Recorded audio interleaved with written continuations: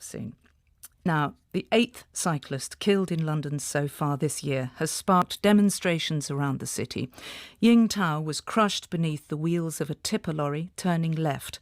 7 of the other fatalities were caused by lorries and have prompted calls for better design.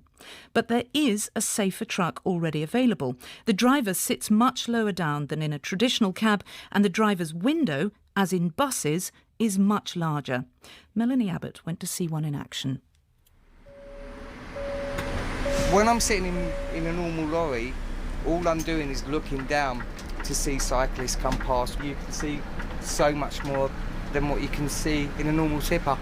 That's Henry Amito, who's been driving lorries now for 11 years, and he's been given the chance to trial this new truck by Mercedes, and he's been driving it now for nearly a week.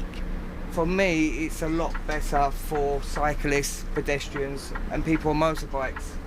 On the left here, we've got a fully glazed door, a bit like a bus door, really. Yeah. And you're lower down there. How much difference can that make, do you think? It's a huge difference because we're so low that I can actually see all around me.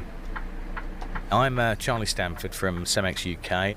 It's got 80-90% more visibility than the standard cab. On a standard cab, he's got 1.2 metres blind spot in front of him, and of course you can see with these mirrors, but nothing beats physical eye contact with somebody. They've been used by waste trucks for 16 years now, I'm told, by Mercedes, which does beg the question, really. Why haven't companies like yours taken them up sooner?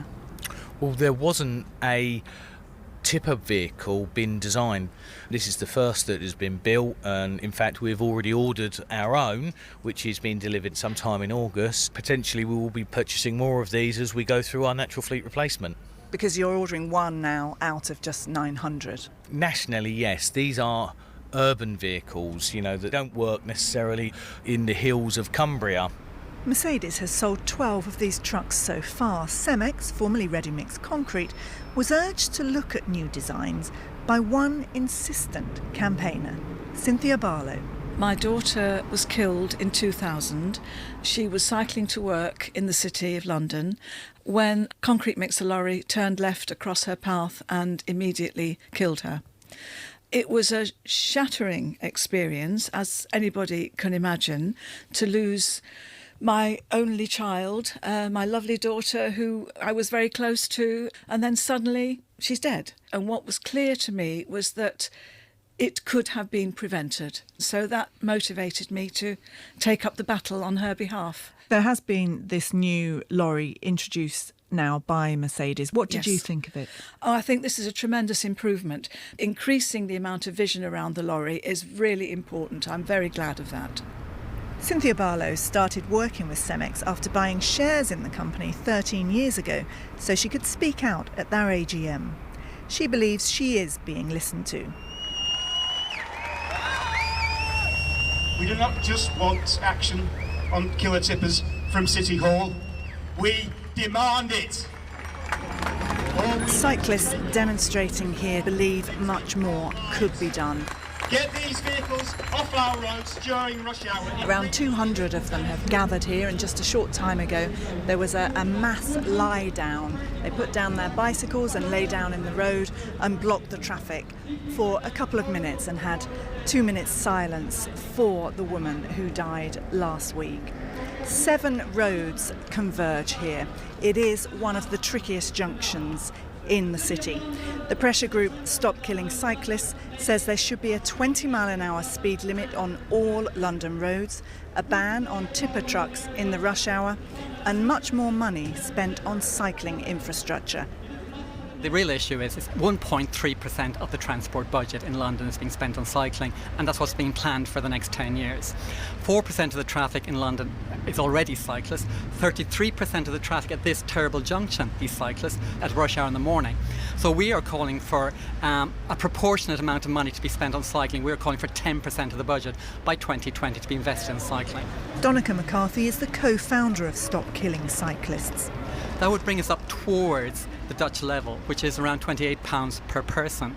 In the United Kingdom, we're spending just £2 per person, and we are around 40 years behind. You have to invest. I ended up in hospital a couple of years ago, fearing not being able to walk again. I was hit by a car. It was a country road. We need to be looking out for each other and helping each other out.